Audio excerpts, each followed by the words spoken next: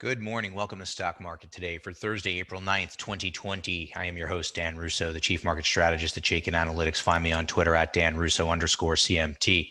Stock Market Today brought to you today and every day by Chaikin Analytics. Head over to chaikinanalytics.com/today. Sign up for a free email where we get a lot of the content for this show. Also gives you daily stock ideas to consider for further research. Every day hits your inbox before the market opens. Just a quick programming note. Tomorrow is the Good Friday holiday and markets are closed, so there will not be a show. Diving right in now, U.S. equities ended higher in Wednesday's trading, finishing just off the best levels of the day. All sectors were higher, led by REITs and energy. Consumer staples underperformed. Treasuries were mixed with the curve steepening. The dollar was stronger versus the euro, a little changed against the yen. Gold finished flat and WTI crude closed up 6% after headlines pointed to a large potential output cut from the OPEC Plus meeting scheduled for later today. As we get to the desk this morning, futures are down about 50 basis points in early trading. Asian equities finished mostly higher overnight, led by Australia, Hong Kong, and South Korea. European markets are mixed. Treasuries are stronger across the curve. The dollar is mixed on the major crosses. Gold is up 1.2%, and WTI crude is adding on, up another 6.5% here this morning. So yesterday's rally took the index to Tuesday's high, and futures are down slightly here this morning. So that kind of, for me, sets this 2650 level as initial support. Should we begin to fade, we would want to look for that level to hold. Below that, we have to start thinking about the lows from last week in and around the 2450 area. Resistance does remain in the 2800 to 2900 zone.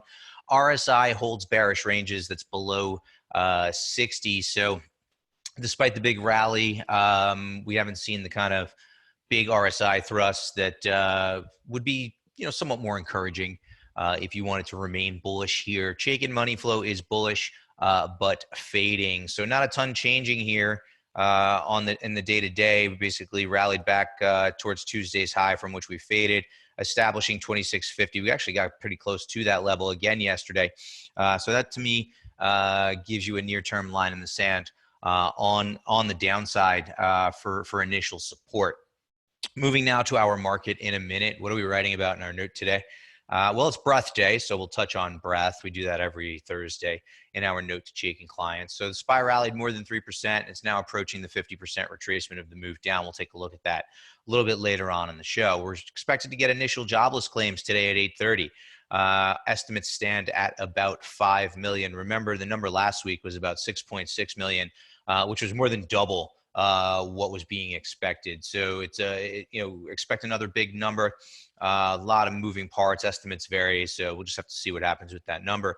But more importantly, as we've seen in the past with these labor numbers, I think it's more important to focus on the market's reaction in the near term. We're starting to see some diminishing relative strength in QQQ, and that's interesting to me. I'll even point out that the NASDAQ underperformed yesterday in just a moment, and futures point to a flat to slightly lower open here today. Turning now to the power bars for the major indices, the Dow added 3.4% yesterday, 1 to 7 bulls to bears. S&P 500, slight improvement there with a 3.34% rally, 26 to 136 bulls to bears. There's your NASDAQ underperforming by about 1.3% on the day, 13 to 22 bulls to bears, but we're focused in on what appears to be, at least in the near term, some diminishing relative strength in the NASDAQ. Small caps, on the other hand, outperformed yesterday. Not often that we've had a chance to say that, but the past couple of days it's been the case. 119 to 468 bulls to bears. Bonds downtick, sending yields higher. REITs were a standout group yesterday, up 7.5%. 3 bulls to 14 bears in the real estate sector. So according to the Chaikin Power Bar, small cap stocks and large cap stocks are bearish. Major indexes are mixed to bearish. Turning now to our screen of the day. I've gotten a lot of good feedback in my notes where I've been including screens for our clients, both on the bullish potential screens as well as bearish potential screens. And I wanted to look at a screen today where we screen for what could potentially be stocks that are exhibiting a personality change, i.e. they go from outperforming to underperforming. So it's a feature that we have at Chaikin Analytics. I can screen the Russell 3000 for stocks that have a neutral or lower Chaikin Power Gauge rating. And then I looked at their money flow.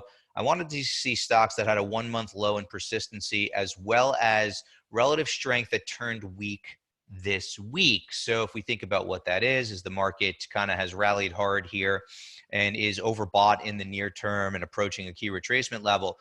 What are some stocks that if you own, maybe you want to lighten up, or if you trade to the bearish side, maybe you want to explore opportunities there? Well, this screen returned 14 names. It's included in my note today, and I'm sharing it here with you all on a Thursday morning. Some names that have been highlights for us lately: VMC and Zendesk. But this list of 14 stocks are exhibiting what could potentially be what we call personality changes.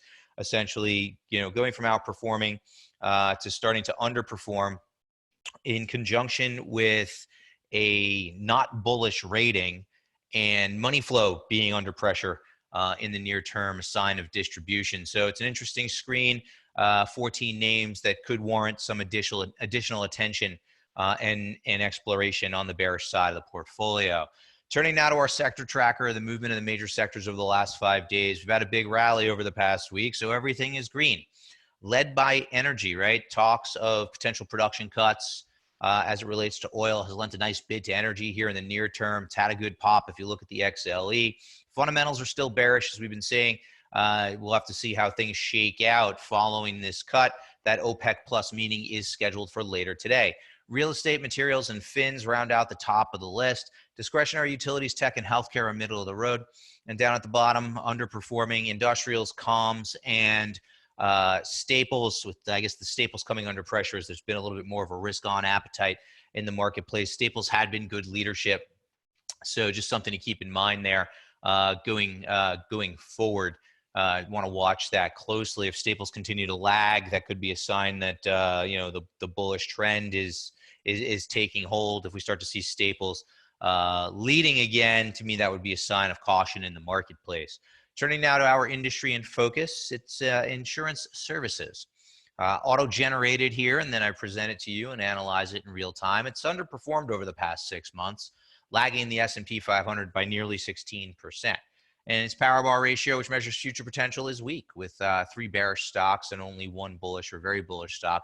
And even with that ratio, though, it's in the top third of the 21 subsectors that we track, having moved up 12 slots over the past week. So names there that we want to avoid still.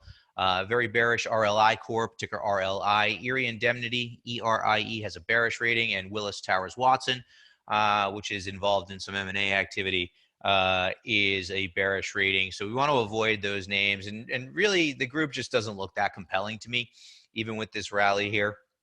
The ETF power gauge rating is neutral. There's that ratio, 1 bull to 3 bears for a fund that is in a weak trend. Right? A lot of weak trends, then below this declining long-term trend line. So that neutral rating is met with a fund that's been drastically underperforming the market since October. Overbought, oversold indicator now in an overbought condition with bearish money flow. So to me, if I owned insurance stocks, I'd want to be paying close attention to how the group is trading here, because a lot of names are overbought. The fund is overbought. Money flow is bearish. If you've had a nice run here off the lows in some of the insurance stocks, might make sense to square up portfolios a little bit, maybe weed out some names that are marginal.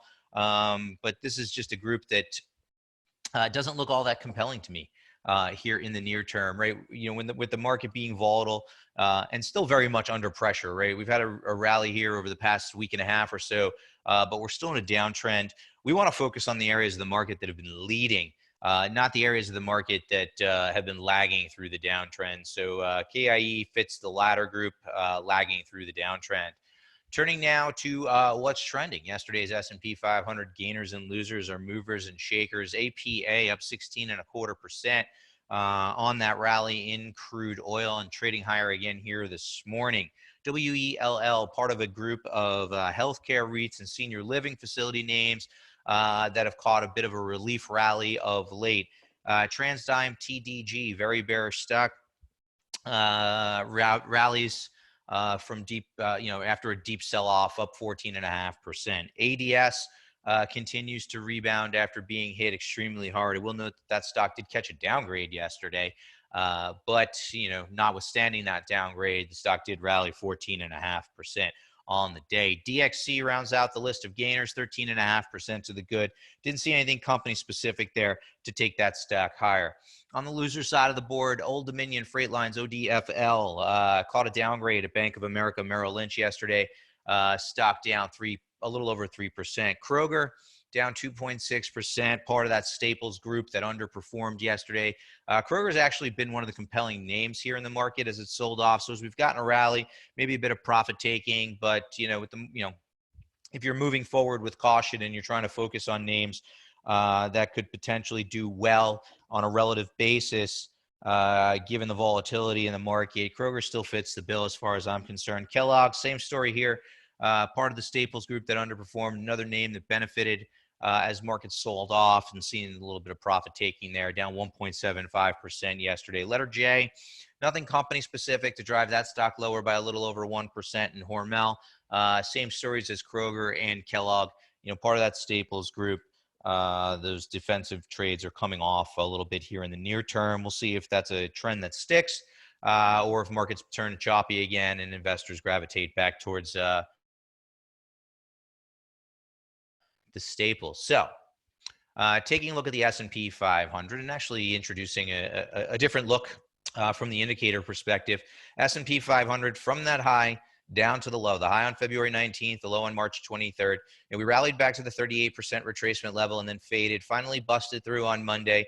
And now we're holding above 2650, as I've said. But now we're approaching the 50% retracement level as the fund is overbought. I'm looking at the CCI now as an indicator, a kind of more sensitive indicator than RSI, and it is overbought and on the 13-period time frame, and I even overlaid a 3-day moving average. That's the blue line to kind of smooth things out a bit, and we're overbought as we approach this resistance level. So we've had a nice run here in the market off the lows, and we want to pay attention and respect resistance levels, especially when we're overbought. Ideally, we'd love to see 2650 hold. If 2650 fails to hold, as I've said, we're looking at 2450 potentially to the downside, or maybe just fill this gap. So, it's just the conversations I think you need to be having with yourself, right? If this, then that. If we fade below the 50% retracement level, where can we go? And what do we want to see should that happen? Well, ideally, we'd love to see a pullback that keeps the CCI above zero or prevents it from becoming oversold. To me, that would be a sign that might make sense to look for some bullish opportunities in the marketplace. Now, what if we break above the 50%? Well, you have upside to the 61.8% retracement level. So that's kind of the roadmap and how I'm framing it up here in the near term. So just the way I'm kind of viewing the world right now in still what is a very volatile environment. So what about the Qs, right? I said we wanted to look at the relative strength in the Qs. But I thought we'd frame it up pretty much the same way as we just did the S&P 500. So the Qs have hit their 50% retracement level. They hit it on Tuesday and then faded. Tried to get back above it again yesterday and couldn't. Close very much near that level. Call it $200. Here too, that 13-period CCI with the moving average is overbought. But what's jumping out at me is the fading relative strength of late of the Qs. Now, Qs have been strong leadership, and even through the downturn, they were strong leadership, going down less than the overall market. So now, as we see the rally continue for the S&P 500, we're starting to see the Qs lag. So that's something I'm going to be watching very, very closely. Even yesterday, market up 3.5%, Qs only up 2%. Finally, breadth is improving. Percentage of stocks above their 200-day moving average crosses above the 15% mark. Same goes for the percentage of stocks above their 50-day moving average. What I will say is that in the near term, the percentage of stocks above their 20-day moving average hit 96%. And historically, over the next month of trading, when that metric has crossed 95, trading's been choppy with a downside bias over the next month of trading. So that's how I'm viewing the world these days. I hope that everybody has a great 3-day weekend. I will be back here with you on Monday. Have a great Thursday afternoon, everyone.